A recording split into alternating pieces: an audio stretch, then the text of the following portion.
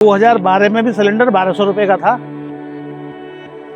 मैं आपको रसीद दिखा सकता हूँ, मैंने भरवाया है। आप शायद छोटे रहे होंगे उस समय, मैंने स्वयं भरवाया है। 2010 में सिलेंडर 800 रुपये का नंबर से आता था, और जब नंबर नहीं लग पाता था और सिलेंडर घर में खत्म हो जाता था, तब सिंगल सिलेंडर विकास जी वो तो वो 1200-1400 रुपये का करती है।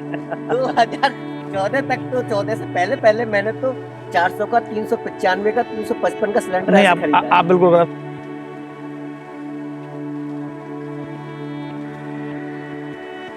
और इसमें कांग्रेस का फ्यूचर कहाँ दिखाई देता है? दिखता है मध्य प्रदेश में, मुझको थोड़ा सा नजर आता है अभी और कांग्रेस इनका रहेगा, लेकिन मुझे लग रहा है इस बार बीजेपी वहां बहुत अच्छा करेगी, ये बिल्कुल तय है। बीजेपी ने हमेशा मतलब बढ़ने का ही काम किया है। पिछले 8 साल से मैं देख रहा हूं बीजेपी गेन नहीं कर रही है। यूपी के चुनाव ले लें चाहे लोकसभा के 75 की 75 सीटें, आप इसे असंभव कह सकते हैं ना। तो आपको मतलब कहने का मतलब ये 2014 में सिलेंडर 400 का मिल रहा था, तब महंगा था जी। अब 2023 में जो 1100 का सरकार नहीं, ये आपने बहुत अच्छा क्वेश्चन किया है। मैं आपके इस मंच के माध्यम से मोदी जी से कहूंगा कि आप इस चीज को ध्यान में रखें। लोगों को सब्सिडी जो मिल रही थी वो खातों में कम पहुंच रही है। आप नहीं रही है, हाँ कहीं कहीं पहुंच रही है। आप ये नहीं कह सकते कि नहीं पहुंच रही है, पहुंच रही है, लेकिन उतनी नहीं पहुंच रही जितनी पहुंच रही थी। तो ये आपका जो बिल्कुल सवाल है बिल्कुल जायज है। लोगों पर सिलेंडर की मार हो रही है, मोदी जी इस पर ध्यान दें और लोगों के हित में इसमें काम। 2012 में भी सिलेंडर 1200 रुपये का था। मैं आपको रसीद दिखा सकता हूँ, मैंने भरवाया है। आप शायद छोटे रहे होंगे उस समय, मैंने स्वयं भरवाया है। 2010 में सिलेंडर 800 रुपये का नंबर से आता था, और जब नंबर नहीं लग पाता था और सिलेंडर घर में खत्म हो जाता था, तब सिंगल सिलेंडर विकास जी वो तो वो 1200-1400 रुपये का करता था। 2014 तक तो 14 से पहले मैंने तो 400 का, 395 का, 355 का सिलेंडर नहीं। आप बिल्कुल गलत। नहीं तो कोई दिखाई नहीं देता। दिखना चाहिए, बिल्कुल जायज क्वेश्चन। इस बात से आप इत्तेफाक रखते? मैं रखता हूँ मैं आपके उससे। सरकार देखिए, सरकार लोगों की नुमाइंदगी करती है, मैं जानता हूँ इस बात को, और सरकार को ऐसे मानक स्थापित करने चाहिए जो लोगों के लिए नजीर बने। अगर आपने, बिल्कुल आपकी बात जायज है, अगर आपने उस समय प्रदर्शन किया था तो अब आप चुप क्यों हैं? आप सरकार की मुखालफत न करें, लेकिन सरकार को सजेशन तो दे ही सकते हैं। ये देना चाहिए स्मृति जी को। भाई देखिए, एक बहुत अनिल जी, मैं एक छोटी सी बात बताऊंगा आपको कि 2009 और 10 में मैंने अपने मकान का ऊपर का पोर्शन बनवाया था। मेरा 1 मंजिल था, 2 मंजिल करवाया था जी। तो उस समय की मेरे पास अभी शायद पिछले महीने ही दिवाली की सफाई वफाई चल रही थी, तो डायरियां कुछ हाथ में आ गई। तो वो डायरिया में देखा तो उस समय जो एक मजदूर हुआ करता था, जिसको बेलदार कहते हैं, हेल्पर होता है जी, वो 150 रुपये लेता था। हाँ, आज 500 रुपये लेता है। सही है। और हम सिलेंडर उस समय भी 800 रुपये का भरवा रहे थे, और यदि आज 1000 रुपये का, तो उस रेशो में देखा जाए तो ये बात बिल्कुल आपकी जायज है। बहुत सारी चीजें हैं, बहुत सारी चीजें, लेकिन हम ये नहीं कर सकते कि हमें, हमारे पिताजी 5 रुपए किलो में गुड़ खाया करते थे, तो हमको भी 5 रुपए किलो में मिल जाए, वो संभव नहीं है। देश के अंदर महंगाई का एक तरीका है, एक परसेंटेज है जो एनुअली या पंचवर्षीय योजना के अनुसार मेरा विजय जी, मेरा जो, और यदि आप पूरे विश्व की महंगाई का हिसाब देखेंगे, मेरा बात आप समझे, मैंने विकास जी की जो बात सही जायज ठहराई, वो ये कहना है उसका मतलब कि जो सब्सिडी पहले खातों में आ रही थी वो अब कम आ रही है। ये बिल्कुल जायज उन्होंने कहा, और ये सही भी है कि सब्सिडी चूंकि सिलेंडरों की आती तो उसी में ही है, खातों में। अब खाते जब नहीं आते और महिलाओं के नाम से हैं वो सारी के सारी कनेक्शन, तो घरों में जब बातें चलती हैं तो हमारी भी घरों में बातें चलती हैं, हम भी ये सोचते हैं हाँ वाकई में सब्सिडी नहीं आ रही है। मैं महंगाई पे बात कर रहा था, अभी 2-3 महीने पहले महंगाई वगैरह में बहुत सारी बातें हो रही थी जी। तो हमारे यहाँ एक विभाग होता है, अर्थ एवं संख्या विभाग, राजीव भवन में होता है, सांख्यिकी। हाँ, तो अर्थ एवं संख्या विभाग क्या करता है कि वो लगभग हर महीने आंकड़े लेता है महंगाई के, कौन सी चीज कितने की मिल रही है बाजार के, ठीक है ना। और उस विभाग से आप यदि कभी चाहें तो पिछले 15 या 20 साल की टैली निकलवाएं, और मैं चाहूंगा कि इसके ऊपर एक दिन किसी अच्छी तरीके से बहस हो, और उसमें फिर सोने चांदी के भाव क्या थे, चीनी के भाव क्या थे, गुड़ के क्या थे। मुझे तो पता है चीनी आज भी 40 रुपये बाजार में मिल जाती है, और शायद 6-7 साल पहले भी 40 रुपये मिल रही थी। तो ऐसे बहुत सारी चीजें हैं जो अपरिवर्तनीय हैं, जिन पर 1 रुपया भी नहीं बढ़ा। ऐसे तो 20 साल पहले भी 5 रुपए का पार्ले जी बिस्कुट मिल रहा था, आज भी 5 रुपए का साइज छोटा हो गया, पहले वो वजन कम हो गया, साइज छोटा हो गया, बिस्कुट कम हो गया। पहले 15 आते थे, अब 9 आ रहे हैं, 8 ही आ रहे हैं। हाँ, वो एक उससे एक डबल बन जाता है ना, फिर दूसरा पैकेट तैयार हो जाता है, फिर डबल हो जाए। अस्पताल जाइए, आपके पास आयुष्मान कार्ड है, आप सरकार का आयुष्मान कार्ड दिखाइए, आपको जो भी सरकार के नियत हॉस्पिटल्स हैं उसमें आप दिखाएंगे, आपको इलाज मिलेगा 5 लाख रुपए तक। कुछ देशों ने अपने अपने ट्रेड को लेकर चीजें सामने रखनी शुरू की, तो भारत सरकार ने भी एक स्टैंड रखा था कि उसने अपना चावल बाहर बेचना बंद कर दिया। ये कह दिया पहले मैं अपने देश को हम देंगे, उसके बाद बाहर देंगे। तो उस पीरियड में भी जब सब जगह चावल या गेहूं की मांग बढ़ रही थी, देश के प्रधानमंत्री ने ऐसा कदम उठाया। उसने सबसे पहले प्रायोरिटी पे अपने देश के लोगों को रखा। उन्होंने कहा कि पहले अन्न पर हिस्सा हमारे देश के लोगों का है। तो ये सरकार की योजना ही है जो 80 करोड़ लोगों को, तो पुनः भी हाल ही में प्रधानमंत्री जी ने कहा है कि 80 करोड़ लोगों को हम फ्री राशन फिर देंगे। तो इसमें क्या दिक्कत है?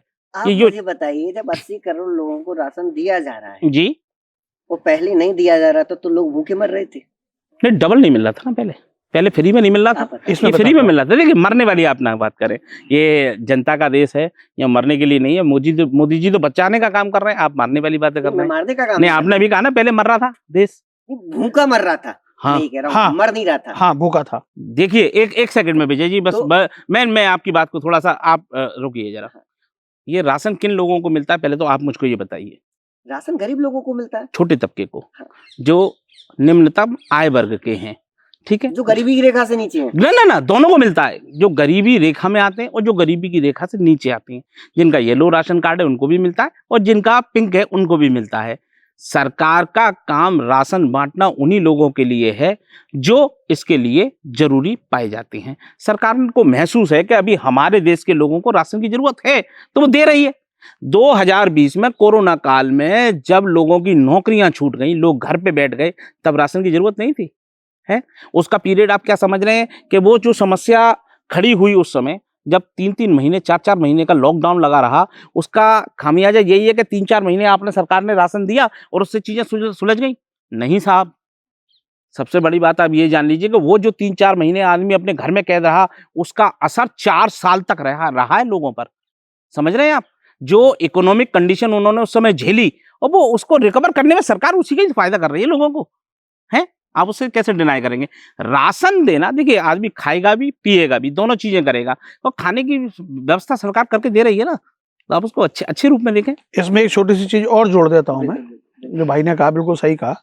इसमें एक बहुत छोटी सी चीज जोड़ देता हूं कि जब एक व्यक्ति कोरोना वरोना ये सारे माहौल से निकलने के बाद काम नहीं है, लोगों के पास पैसा नहीं है, जब वो काम की तलाश में निकलता है, मजदूरी की तलाश में निकलता है, ये सोचता है मैं रिक्शा चला के शाम को 100 रुपये कमा लाऊंगा, बच्चों के लिए राशन ले आऊंगा, और उसको पूरे दिन काम नहीं मिलता, तो भाई साहब उसके दिल से पूछिए कि जब पूरे दिन काम नहीं मिलता तो राशन की जुगाड़ करने में वो कसम खाता है, लोगों के पास हाथ फैलाता है, आज कम से कम उससे बचा हुआ है वो, उसे इस बात की चिंता नहीं है, वो काम की तलाश में तो जा रहा है क्योंकि वो कमेरा है, वो काम करके ही कमाता है, लेकिन कम से कम सरकार के भरोसे उसे इस बात की चिंता नहीं है कि मेरे बच्चे भूखे नहीं सोएंगे। ये एक बहुत बड़ी बात है। इतनी मानवता, इतनी जड़ तक, जमीन तक, समाज के अंतिम व्यक्ति तक उसके दुख दर्द को सोच सरकार पहुंच रही है ना, सरकार पहुंच रही है।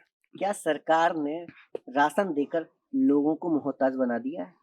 नहीं, अभी मैंने आपको जवाब दिया ना, फिर वही आपने वो क्वेश्चन ना दिया। सरकार आप मोहताज नहीं बना रही है। मैंने आपको बताया कोरोना काल, उसमें उस कोरोना काल का असर है कि जो देश लीड करते थे, चाहे वो चाइना हो, चाहे वो अमेरिका हो, चाहे वो ब्रिटेन हो, सब क्राइसिस झेल रहे हैं इस समय पे। सबकी अर्थव्यवस्था में गिरावट है, और वो उस गिरावट के लिए अमेरिका में तो विशेष पैकेज लाया गया है, लाया गया ना, वो इसीलिए लाया गया विशेष पैकेज, ताकि देश में जो मतलब देश को उठाने का प्रयास किया जाए। तो ऐसे समय में जानता है, लेकिन ऐसा नहीं है कमा का खाना जानता है, लेकिन सरकार की योजनाएं हैं, वो सरकार की योजना का फायदा मिल रहा है, तो लेने में क्या दिक्कत है? आप मुझको बताइए। आपसे सवाल, 5 राज्यों में अभी चुनाव चल रहे हैं, तेलंगाना में, मध्य प्रदेश में, छत्तीसगढ़ में, राजस्थान में, मिजोरम में। बीजेपी कितने राज्यों में डिफीट कर देगी? मिजोरम तेलंगाना में तो बीजेपी पहले भी नहीं थी, और अभी उसका जो प्रदर्शन आएगा वो देखने में आएगा कि बीते 5 साल में उन्होंने जमीनी तौर पे कितना काम किया है, और उस काम का जनता ने उनको कितना रिवार्ड दिया है। एंड फर्दर अभी रात को करीब 2-3 बजे तक मैंने जो लोकल यूट्यूबर्स होते हैं, किसी भी जिले के लोकल यूट्यूबर बिल्कुल बड़ी अच्छी खबरें दिखाते हैं, क्योंकि उन्हें नाम की चाहत में कुछ ज़्यादा अच्छा करने का प्रयास करते हैं। तो मैंने ऐसे करीब रात को 100-150 वीडियो एमपी और छत्तीसगढ़ के देखे, अच्छा, और एमपी और छत्तीसगढ़ में मुझे लग रहा है कि नेक टू नेक फाइट होगी, या प्लस की तरफ कोई बढ़ेगा तो बीजेपी बढ़ती नजर आ रही है। राजस्थान का मैं अभी तक कोई मतलब खोज नहीं कर पाया हूँ, उसके लिए रात को इतना समय नहीं मिला, 2 ही स्टेट में मेरी रात हो गई थी तो मैं सो गया था। एमपी और छत्तीसगढ़? हाँ, मध्य प्रदेश और छत्तीसगढ़। अच्छा, तो मेरी अपनी ओपिनियन ये है ना, मेरी अपनी ओपिनियन रात के अध्ययन के अनुसार। अच्छा। अभी मैंने कोई ओपिनियन पोल नहीं देखा, कोई पोल नहीं किया, ना मैं उन दोनों राज्यों में गया, लेकिन वहाँ की जनता के चेहरे के जो भाव थे, वहाँ की जनता के जो वहाँ का जो प्रस्तुतिकरण था, उसके हिसाब से मुझे लग रहा है कि बीजेपी लीड कर रही है। और इंडिया अलायंस यहाँ पे दोनों जगह पे नहीं, या तो चीजें 50-50 रहेंगी और या बढ़ेंगी, किसी भी साइड में बढ़ेंगी तो बीजेपी की तरफ बढ़ेंगी, घटती नजर नहीं आ रही, क्योंकि वोटिंग परसेंटेज बढ़ा हुआ है, और जब जब वोटिंग परसेंटेज बढ़ता है फायदा बीजेपी को मिलता है, दिमाग में रखिए। सब मैं आपकी सवाल का जवाब दे रहा हूँ, आप जिला थोड़ा सा इसमें ऐड करता हूँ। मध्य प्रदेश में अक्सर आप देखेंगे कहीं कोई छोटे मैं पहले जब हमने पॉडकास्ट आपका स्टार्ट किया उस समय इन्होंने एक बात बोली थी कि समाज में हर जगह कुछ चुनिंदा ऐसे लोग होते हैं जो माहौल को खराब करने का काम करते हैं। वो किसी भी समाज में हो सकते हैं, ऐसा नहीं है, वो किसी भी समाज में हो सकते हैं। क्या मोदी जी ने मुस्लिमों के को लेकर कोई अलग से व्यवस्था बनाई है? आप बताइए, बनाई है क्या? इस देश में बनाई है? नहीं बनाई ना। तो कैसे आप कह रहे हैं कि विरोध वाली?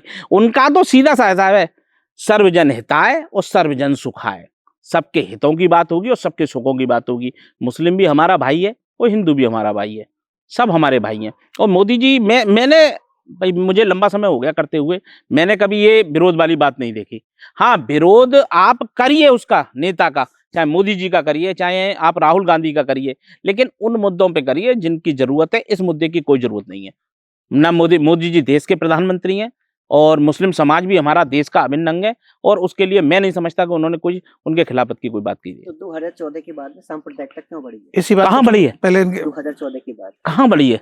मैं बता रहा हूँ। अरे आप हमारे यूपी से लीजिए, सबसे बड़ा स्टेट, सबसे बड़ी आबादी, मुस्लिम आबादी हमारे देश में, उसमें राज्य में है, वहां पे देखिए कितने अमन चैन से सब रह रहे हैं, सब अमन चैन से रह रहे हैं। और मेरे तो कई सारे मित्र भी हैं, हम साथ रहते हैं, साथ खाते हैं, कहीं कोई भेदभाव वाली ना। उसी तरीके से हम आगे बढ़ सकते हैं। तो यहाँ एक डूडा विभाग है जहाँ से प्रधानमंत्री आवास योजना के अंतर्गत आवास मिलते हैं। मथुरा में मैं समझता हूँ लगभग 26,000 आवास। बिल्कुल सही बात विजय जी। राशन जी बस मैं एक बात छोटा सा पूरा कर दूं। राशन ऐसा किसी कोई मुस्लिम मथुरा में बता दे जो ये कहते हैं मुझे मुस्लिम के आधार पर राशन नहीं मिला हो, ठीक है। अब इसके बाद आपने एक चीज और देखी होगी, कोरोना काल में जब गरीबों के जो जनधन अकाउंट थे सरकार के द्वारा, उसमें 500-500 1,000 रुपए डाले जा रहे थे लोगों के लिए, आपने मुस्लिम महिलाओं की लाइन ज्यादा देखी कि हिंदू महिलाओं की लाइन ज्यादा देखी थी। तो सरकार तो सबका साथ, सबका विकास, सबका विश्वास के आधार पर चलती नजर आ रही है। और डेफिनेटली कोई भी एक मुस्लिम पूरे उत्तर प्रदेश के अंदर या देश के अंदर ये नहीं कह सकता कि सरकारी योजनाओं का मुझे लाभ नहीं दिया नहीं मिल रहा है। यदि कोई इस तरह का प्रोपेगेंडा कर रहा है तो डेफिनेटली वो कहीं ना कहीं से पोषित पल्लवित होकर देश विरोधी गतिविधियों में लिप्त है और वो इस तरीके के प्रोपेगेंडा फैला रहा है। आपको मास्टर कैमरा में देख के कहना है कि ये प्रोग्राम आपका कैसा रहा, आपका कैसा एक्सपीरियंस है। और हमारे मल्टीमीडिया और सोशल मीडिया के इस दौर में ये जो व्यवस्था है पॉडकास्ट वाली, हमारे मथुरा में छोटे भाई विकास गोस्वामी ने शुरू की है। आप इसके पॉडकास्ट को ज़्यादा से ज़्यादा शेयर करें, ज़्यादा से ज़्यादा लोगों तक पहुंचाएं, और जिससे कि इनको देखते हुए और भी नए नए युवा इस फील्ड में आगे आएं और मथुरा की गतिविधियां और मथुरा के अलावा देश विदेश की बहुत सारी हलचलें आपको पॉडकास्ट के माध्यम से नए नए ज्ञान आपको मिलते रहें। इसको ज़्यादा से ज़्यादा लाइक और सब्सक्राइब करें, शेयर करें। विकास गोस्वामी, माय फर्स्ट ओपिनियन, एक पॉडकास्ट उन्होंने शुरू किया है। आज का पॉडकास्ट जो उन्होंने किया वो कई सारे समसामयिक सब्जेक्टों पर था, सरकार के विकास कार्यों पर था। मैं समझता हूँ जिस तरह के इन्होंने क्वेश्चन किए या जिस तरह के विजय जी ने और हमने इस पर अपनी परिचर्चा की, ये कहीं ना कहीं जरूरी है, सार्थक है। सरकार की योजनाएं जनता तक पहुँचें, चाहे वो ये पॉडकास्ट के जरिए पहुँचें, चाहे कैसे भी पहुँचे, वो पहुँचनी चाहिए। आज का पॉडकास्ट मैं कह रहा हूँ बेहतरीन पॉडकास्ट है, आप इसको देखें। इस चैनल को हमारे को लाइक करें, शेयर करें और सब्सक्राइब करें। धन्यवाद, बहुत बहुत शुक्रिया आप दोनों का।